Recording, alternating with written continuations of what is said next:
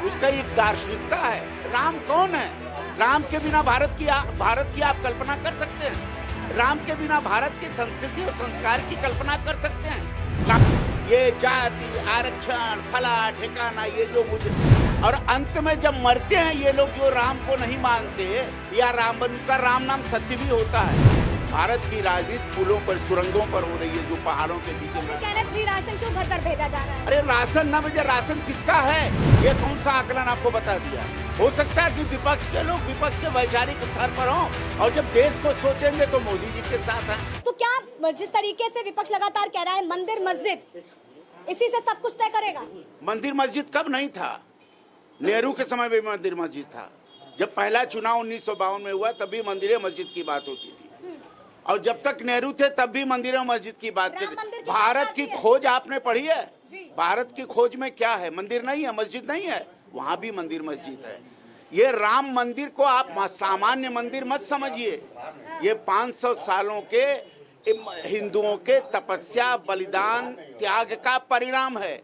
ये भारत के आस्था का प्रतीक है। ये सामान्य मंदिर इसको लोग समझ रहे हैं, ये गलत समझ रहे हैं। उसका एक दार्शनिकता है। राम कौन है? राम के बिना भारत की आप कल्पना कर सकते हैं?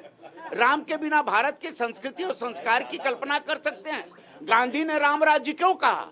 राम थे तभी ना राम राज्य हुआ। विनोबा ने राम राज्य की बात क्यों की? राम थे तभी ना विनोबा ने कहा। जयप्रकाश नारायण ने लोहिया ने राम का नाम क्यों लिया? राम थे तभी कहा। तो ये लोग मूर्ख थे, ये लोग बड़े बुद्धिमान हैं। लोहिया बेकार, विनोबा बेकार, जेपी बेकार, ये सब राम राम करते रहे, और अंत में जब मरते हैं ये लोग जो राम को नहीं मानते या उनका राम नाम सत्य भी होता है। बिना राम नाम सत्य के अंत्येष्टि भी नहीं होती। तो जब राम ही सत्य है तो यह भारत सत्य है, इसकी संस्कार सत्य है, इसकी देश सत्य है। यह राजनीति, ये छोटे छोटे मुद्दों का जमाना गया मैडम। ये जाति आरक्षण फला ठिकाना ये जो मुद्दे, अभी भी मेरा मानना है, मैं आपसे निवेदन पूर्वक कहना चाहता हूं कि विपक्ष राजनीति करना भूल गया है। नए देश की राजनीति, नए दिशा की राजनीति, नए सोच की राजनीति, नए चिंतन की राजनीति, नए युवा वर्ग की राजनीति ये हो रही है। आप वही जातिगत समीकरण, इन जाति को जोड़ दीजिए ये वोट बैंक हो जाएगा, उस धर्म को जोड़ दीजिए ये वोट बैंक होगा। अब ऐसा है नहीं। तो क्या केवल ये विपक्ष करता है, भाजपा इस और नहीं करती? भाजपा करता हो तो बताइए।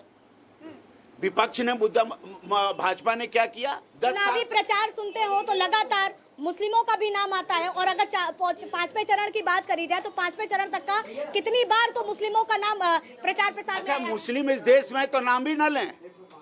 मुस्लिम हमारे भाई हैं ना। तो हिंदू का नाम लेंगे तो हम भाई का नाम न लें। आप हिंदू का नाम लेंगे और मुसलमान का नाम, मुसलमान छुई मुई है कि उसका नाम ही मत लीजिए। ऐसा क्या है भाई? ये 140 करोड़ में हिंदू भी आते हैं, मुसलमान भी आते हैं, सिख भी आते हैं, ईसाई भी। अरे भाई यही तो विपक्ष की सोच मैं आपको बता रहा हूँ। विपक्ष की सोच ही इतनी छोटी हो गई है, संकीर्ण हो गई है कि वो भारत की राजनीति को समझ। भारत की राजनीति हाईवेज पर हो रही है, भारत की राजनीति पुलों पर सुरंगों पर हो रही है, जो पहाड़ों के बीच में। फ्री राशन क्यों घर घर भेजा जा रहा है? अरे राशन ना भेजे, राशन किसका है? विपक्ष का नहीं है क्या? विपक्ष के जो लोग हैं उनको राशन नहीं मिल रहा है। विपक्ष के जो कार्यकर्ता हैं उनको 5 किलो राशन मिल रहा है कि नहीं मिल रहा है?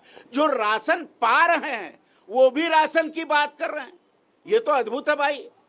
जो रोजगार कर रहे हैं वो भी रोजगार की बात कर रहे हैं। मैं तो आपसे ये निवेदन करता हूं कि मैं तो ये मानता हूं, बहुत साफ साफ कहना चाहता हूं, मोदी जी के आने के पहले भारत का पूरा जनमानस आईएएस था, पीसीएस था, डॉक्टर था, इंजीनियर था, कलाकार था, प्रोफेसर था।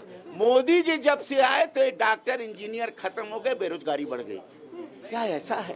क्या तर्कहीनता की बात करते हैं आप? जनता को आप मूर्ख मत समझिए।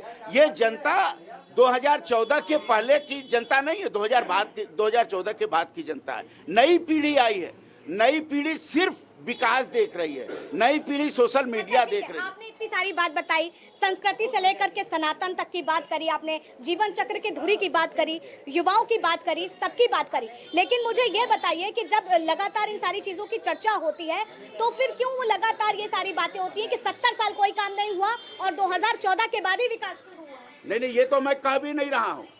70 साल तक जो भी प्रधानमंत्री रहे, देश की 70 साल तक जो भी प्रधानमंत्री रहे या देश की सरकारें रही, हर सरकारों ने काम किया है, ये पक्की बात है। ऐसा कम किया, अधिक किया, अपने ढंग से किया, अपनी राजनीति के अनुसार। ये कौन कह रहा है कि 70 साल में कोई काम ही नहीं हुआ?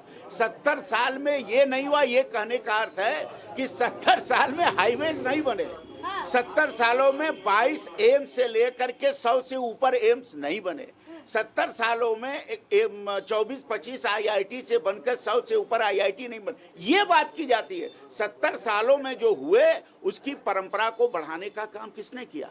नरेंद्र मोदी ने किया ना। नरेंद्र मोदी ने उस परंपरा को बढ़ाया। क्या एम्स नहीं बढ़े हैं? क्या IITs नहीं बढ़ी हैं? क्या विश्वविद्यालय देश भर में नहीं बने हैं? क्या पढ़ने वालों की संख्या नहीं बढ़ी है?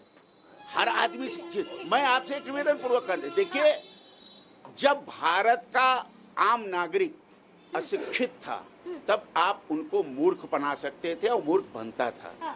जब भारत का 77 से लेके 80% युवा लोग पढ़े लिखे हो गए तो उनके में दिमाग आ गया, वो देश को समझने लगे, मुद्दों को समझने लगे, नेतृत्व को समझने लगे, पार्टी को समझने लगे और कार्य को मतलब समझा जाए अशिक्षित ही विपक्ष के साथ है? अशिक्षित नहीं, सब शिक्षित हैं। शिक्षित ही तो हैं, तो शिक्षित ही तो ये काम करता है। और कौन करता है? शिक्षित ही जब बोले तो वो लोग भी तो समझ रहे हैं। विपक्ष के जो लोग हैं वो आप क्या समझते हैं कि विपक्ष के साथ हैं? ये कौन सा आकलन आपको बता दिया?